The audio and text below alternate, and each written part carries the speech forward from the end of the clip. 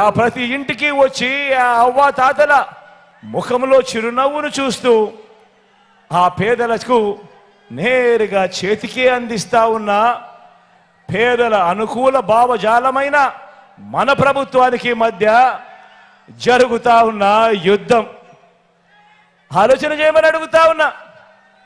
ఈరోజు ఈ కురుక్షేత్ర మహాసంగ్రామానికి సంబంధించి ఇన్ని విషయాలు చెప్పాను. మీ అందరూ నేను ఒకటి అడుగుతా ఉన్నాను. పేదల భవిష్యత్ కొరకు, పేదల భవిష్యత్ కొరకు, పేదలకు అండగా తోడుగా నిలబడేందుకు మీరంతా కూడా సిద్ధమేనా అని అడుగుతా ఉన్నాను.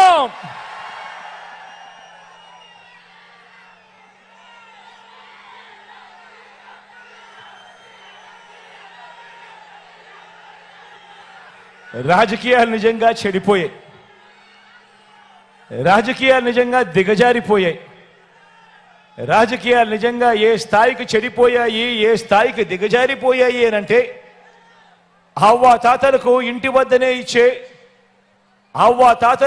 వద్దనే ఇచ్చే పెన్షన్లు తాము చెబితేనే చంద్రబాబు నాయుడు గారు ఆపించారు అని అహంకార ధోరణితో వాళ్ళ పార్టీకి సంబంధించిన ఎమ్మెల్యే అభ్యర్థులు మొన్ననే చూసా టీవీలో రాజమండ్రిలో టీడీపీ అభ్యర్థి ఆదిరెడ్డి వాసు లాంటి వారు ఏకంగా ప్రెస్ మీట్లు పెట్టి మరీ చెప్పటం మీరంతా కూడా చూశారు.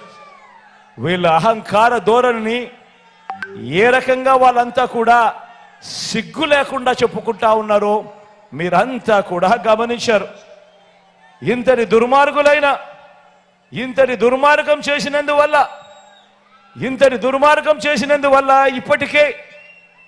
ఇప్పటికే రోజులుగానే నిన్న ఈరోజు ఈ మధ్యకాలంలోనే ఏకంగా 31 మంది అవ్వాతాతలు పెన్షన్లు అందుకునే పరిస్థితిలో అందుకోలేక నడచలేక అవస్థ పడలేక ఏకంగా 31 మంది ప్రాణాలు విడిచిన పరిస్థితులు కేవలం ఈ 2 రోజుల్లో 31 మందిని చంపిన ఈ చంద్రబాబు నాయుడు గారిని హంతకుడు అందామా, లేకపోతే అంతకన్నా దారుణమైన పదం ఏదైనా ఉంది అంటే అదందామా అని చెప్పి ఆలోచన చేయమని కోరుతా ఉన్నా.